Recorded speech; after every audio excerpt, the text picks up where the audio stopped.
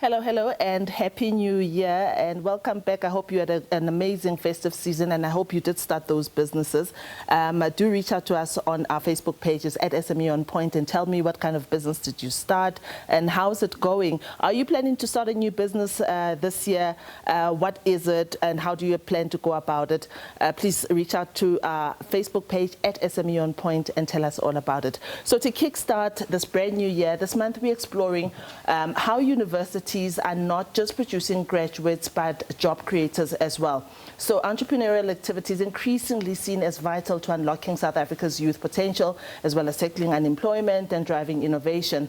So joining us to unpack the role of entrepreneurial education are representatives from three leading institutions that are really big on entrepreneurship. We are joined firstly by Dr. Rosh Mamabulo from the Laura Center for Entrepreneurship and Innovation, Dr. Patrick Abeo from TU2 Center for Entrepreneurship, and Chipo Matambo from University of Free State Business Incubator. She joins us live from virtually. And maybe to give you an idea, together we'll be discussing how higher education can spark new ventures, how it can support student startups, and how it can build the next generation of business leaders. And welcome, gentlemen, to all of you. And lady, thank you so much for joining us.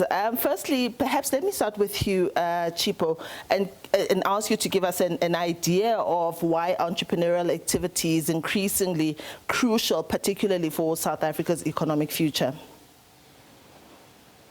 Thank you so much, Liabo, for having me. I think what's so important is the high unemployment rate in South Africa and the changing world and the ambiguity that goes with it.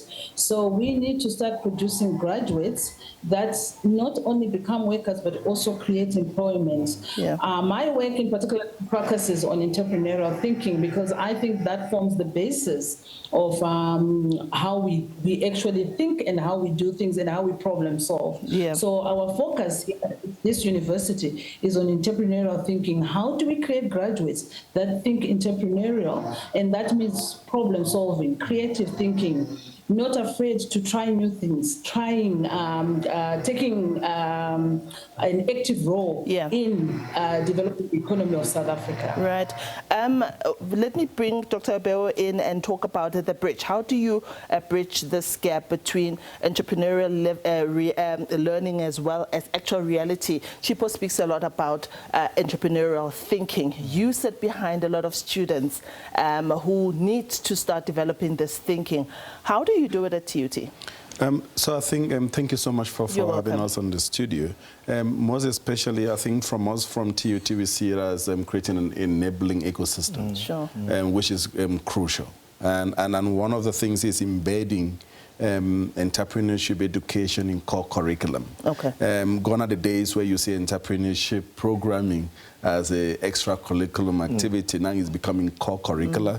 At China University of Technology, even for the next 10 years, we're looking at creating entrepreneurial university. So one of the critical things that have led to success for us is incorporating business coaching, industry mentors within curricula to guide the student while they're still in the university, crucially to start businesses to take action while they're still in the university, not even waiting for graduation. So that we use the university ecosystem to mentor them to mold their skills for them, at least by the days, if they start their business in the first year, by the time they get to third year, they already got in a 3-year experience. Yes. And then we can then use our ecosystem partners and stakeholders to see how we can then bring in either funding and bring in access to market to support their growth. Dr. Mamabulo, you are agreeing very much with them. I know that with you, you don't necessarily deal with students only, but you do have people who are beyond students who come to Laura, and maybe they are working adults, and you also mentor them. How do you take people like students and put them in the same class with someone like me who's already a working adult and still bring the same entrepreneurship learning at different levels? So what we have found with our students is most of them, by the time they come, they've already identified that they want to start their own businesses. Sure. Right? So someone who's working at corporate for a while, they've got their experience, technical experience, but they are afraid to venture in because they don't know what to expect, because there's a huge difference between 8 to 5 and working for yourself. Yeah. So what we basically do is, as they come in, a number of activities that we do, and to Dr. Bear's point, we try and make it as practical as possible, expose them to other entrepreneurs who are doing very well in the industry so that they can be inspired, because some of them already have the technical skill, but they don't know what happens when you have to pitch in front of possible investors or possible customers. So we find that often you try and make it as practical as possible, and try and avoid. Theory is important, but ultimately you need to hit the ground running, and go out there and stand in front of people and do the actual work. So what we then do is we push them out there with mentors, with support programs, to say, go out there. If it means I sit in your pitching session, or one of our mentors sit in your pitching sessions, so that we are able to give you feedback, practical feedback in a real life situation. So we also work with other stakeholders, your innovation hub, so that we are able to build a whole value chain, a value chain where if we identify certain sectors where they can benefit from, we are able to link them to those stakeholders. Let's find out from Chipo about the type of businesses that emerge from the University of Free State, and how they're integrated into communities, if at all, because at the end of the day, like Dr. Abewa said, that you want businesses that go on from first year, and even when they start working, they're still operational. What kind of businesses are you seeing coming out of UFS, Chipo?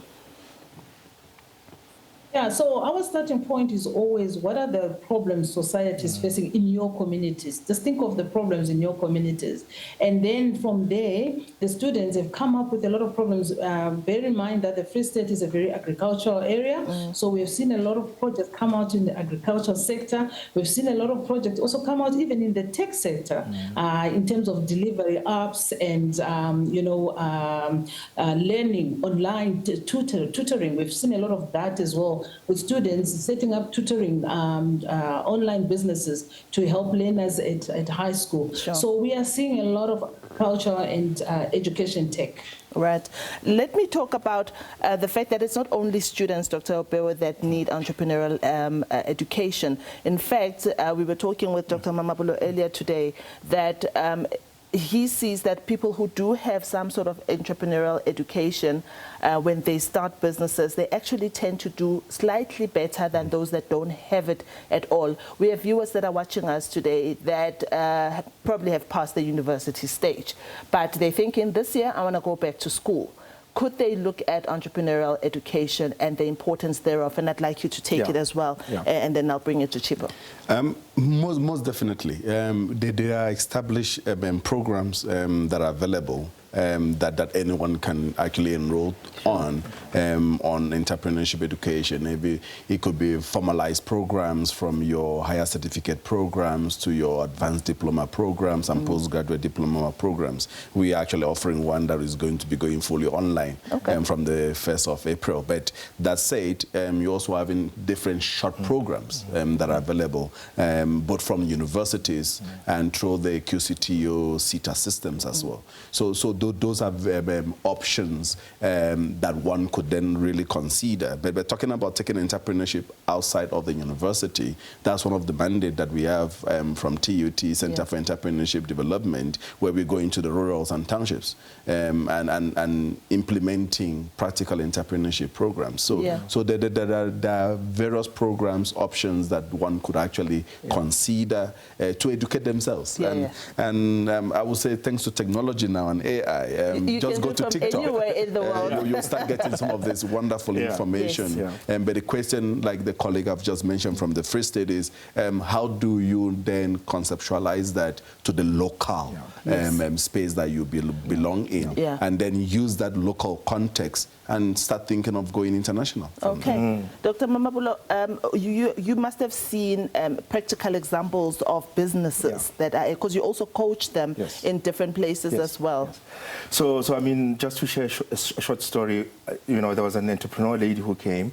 She has been running her business, supplying PPE from the Bretts area, so it's a mining town. And for her, she's passionate about the product, passionate about the industry, the space, but her pricing and costing was wrong.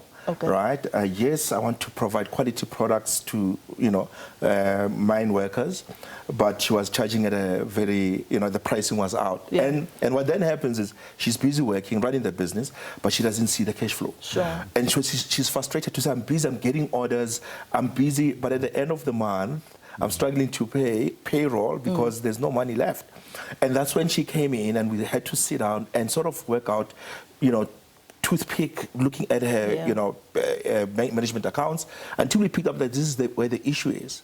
And unlocking that has actually unlocked the entire potential of the business, because she was able to triple the sales, grow the business exponentially. So it's those type of situations where someone knows the technical work, they love, they're passionate about what they're doing, and we see it all over, whether it's a motor mechanic or somebody who's running a salon and all these kind of things. Technically, they're very good. But when you now have to have the business acumen, they come short, because quite frankly, you're not being taught this anyway. How to run a business, how to market the business, how to cost price, and all those kind of things. So, and this is where we come in to sort of say, here are the tools. This is how the tools work. This is how you can apply the tools in your business, and we unleash their potential. Chip, I'm sure you'll agree that once those tools are applied, it becomes a lifelong learning, and it's something that you most likely have seen from ex-students who probably are doing well now. Yes, I always say technical skills start the business, but it's the business acumen that maintains the business. So we want to see our students carry on with the businesses that they've started at universities beyond graduation. And we are seeing that the students are carrying on, and we still continue to support them because they're alumni. So we do support alumni as well. All right. I wish I could take this conversation further, but with just a minute left, I'm already being queued. I'd like you to take this time to encourage people and let them know why they should consider entrepreneurial education, all three of you, before we close. I think from where we are seated, in terms of the context of the continent, we don't have any other option. Gone are the days where you say go to university or go seek education to get a job. Now the table have turned. It's a question of go seek education to create jobs. And that's where the entrepreneurship spirit comes from. And you have something to fall back on. I think that is the most critical thing to say. If you go into the industry, you'll be sellable. You'll be able to understand someone else's business better so that you can contribute sustainably to someone else's business. Beautiful. I think for me, the world has changed, right? The tools that we used to have or used in the past are no longer relevant today. There's AI, there's all manner of things. There is where people can actually just run their own thing. There are opportunities out there, the technology is there. So the tools of today require you to think entrepreneurially. And I think for me, that's the way forward, that we all need to start thinking, whether you're a doctor or lawyer, you need to start thinking, how do I start my own practice? How do I start my own law firm? All right, Chipo? For me, entrepreneurship is not a job title. It is a way of thinking. So start thinking entrepreneurial, and don't wait for perfect conditions or to be ready, because it is the action that builds readiness. So just start where you are. Yeah, thank you so much. I've heard this one a lot of times about start with what you have and where you are, and don't wait for the perfect conditions. Today on SME On Point, we've been talking to three minds that are quite entrepreneurial and are champions in the entrepreneurial space. I've been joined by Dr. Rush Mamabula from the Laura Center of Entrepreneurship and Innovation, Dr. Petru Kopeo from the TUT Center for Entrepreneurship, and virtually I've been joined by Chipo Matambo from the University of Free State Business Incubator. As I always say, remember to support small businesses in your communities, and once again, in 2026, let's make those rands and cents circulate. Goodbye.